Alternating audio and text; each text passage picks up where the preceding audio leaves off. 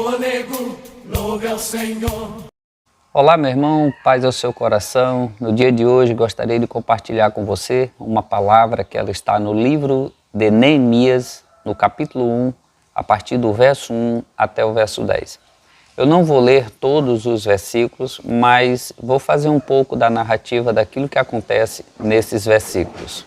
Uma primeira pergunta que gostaria de fazer, que também tem a ver com o tema do que vamos aqui conversar, a pergunta é: como reagimos diante das adversidades? Adversidade todos nós passamos.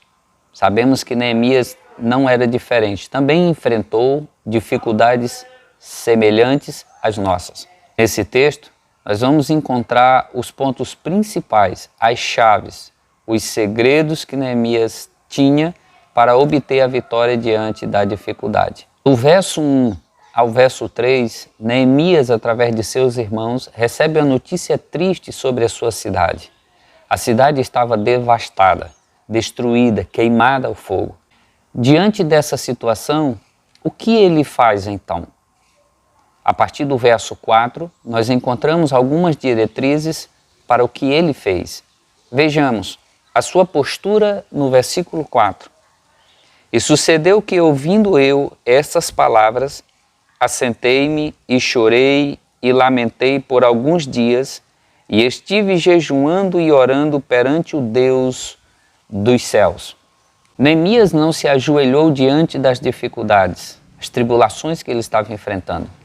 Neemias se ajoelhou diante de Deus. Nunca se proste diante do problema. Se proste diante de um Deus vivo que pode solucionar o problema para você. Nesse dia, Neemias tirou dias para se lamentar e chorar, jejuar e orar. O que você tem feito diante dos problemas? Aqueles tipos de situações que você não vê uma saída, não vê como sair daquela situação. O que você faz? Você lamenta, murmura, reclama, fala com pessoas que não têm a mínima condição de lhe ajudar? Ou você resolve buscar primeiramente a Deus e as demais coisas serão acrescentadas? O que você faz? Veja, ele assentou-se e chorou. Depois ele lamentou-se por alguns dias. O que era este lamento? Neemias estava se arrependendo de seus pecados. Você vai ver no decorrer da história. Ele confessa os seus pecados. Embora aparentemente Neemias não fosse culpado por aquilo, mas ele confessa, ele assume a postura. Ele identifica que aquela situação era uma situação geral com toda a nação. E ele não pede perdão só por seus pecados. Ele também pede perdão pelos pecados de seus pais.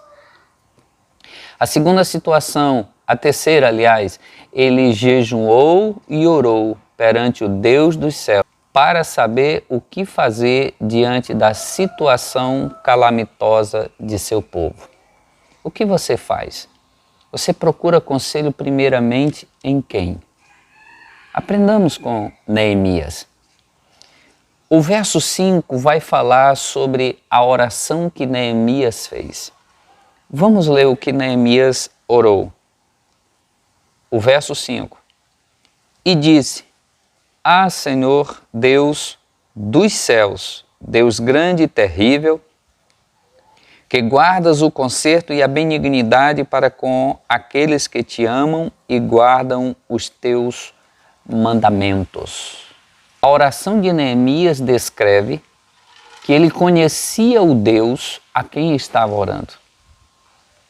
Ele descreve, é o Deus dos céus, um Deus grande, terrível, um Deus de misericórdia.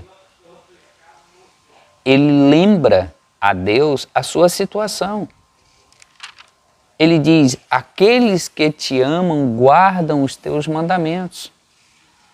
Neemias, nesta oração, ele também expressa o senso de urgência ao declarar a frase: estejam atentos os teus ouvidos.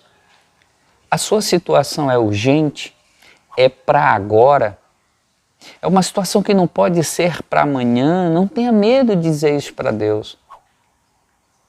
Não fique confuso, diga: Deus, isso é urgente, eu preciso disso. A esperança de Neemias estava no Deus a quem ele servia. O verso 6, ele fala desta urgência. Estejam atentos os teus ouvidos, os teus olhos abertos para ouvires a oração do teu servo que eu faço hoje perante ti. Não se acane. Vá falar com Deus, fale com o Senhor. Como é que você tem reagido? Positivamente, negativamente, diante das situações que têm afligido o seu corpo? Talvez sua situação não seja tão trágica como era a de Neemias, uma cidade inteira destruída, muitas mortes, escravidão por todos os lados, necessidade, fome, pessoas morrendo doentes nas suas cidades, os restantes que ficaram, homens, velhos, mulheres, crianças, feridos, ficaram para trás, não conseguiram ir avante e estavam necessitados. Talvez você esteja enfrentando uma enfermidade. Talvez você esteja enfrentando uma necessidade de pão, de vestimenta. Talvez você esteja com problemas financeiros. Clame ao Senhor, busque a Ele. Outra parte interessante é quando Ele revela os pecados. Como eu disse no começo, não necessariamente ele era o culpado, mas ele assume. Olha só o que diz o verso 7. Acompanhe comigo. De todos nós corrompemos contra ti e não guardamos os seus mandamentos, nem os estatutos, nem os juízos que ordenastes a Moisés, teu servo. Ele lembra isso. Ele sabe. Eles não guardaram. Eles infringiram a lei do Senhor. Outras traduções diz: nós procedemos de forma corrupta contra ti. Nós nos corrompemos. Outra tradução na Almeida Revisada diz: nós temos procedido perversamente. Por mais que você tenha errado, talvez você diga: não, mas eu não errei. Eu não sei por que isso está acontecendo comigo.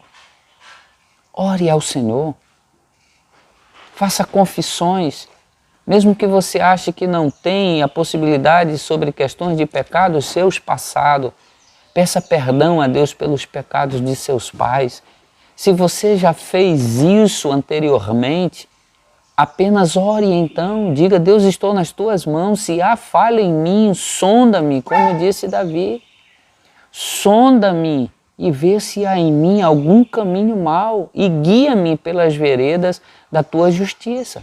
A partir do verso 8 e o verso 9, Neemias admite que o que está acontecendo com o povo de Israel é consequência dos seus pecados.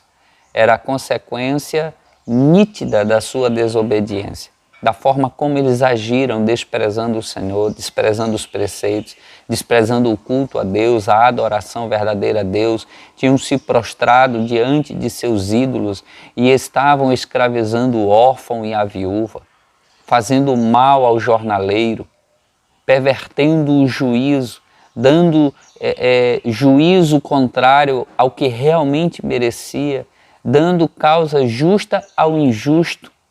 Estavam agindo perversamente. E o Senhor diz na sua palavra, lá em Jeremias: não veria eu todas estas coisas e não castigaria isso que o meu povo está fazendo, pervertendo o juízo? Lembre-se, Deus é justo. A Bíblia revela que Deus é Deus de amor e isso é fato e é verdade, mas isso também não nega de que Ele age com justiça. Busque ao Senhor, se humilhe na presença dEle e eu tenho certeza que Deus é misericordioso. Ele não resiste ao coração quebrantado e contrito, não desprezarás, ó Deus. Gostaria de orar com você neste momento. Pai, eu coloco nas tuas mãos a vida da pessoa que está me assistindo agora. Eu não sei as reais condições desta pessoa, mas quero pedir a Ti, em nome de Jesus, ajuda ela agora. Ajuda ela a compreender os caminhos do Senhor. Venha o Teu reino sobre a vida dela e ela seja alcançada por Ti. perdoe os pecados desta pessoa.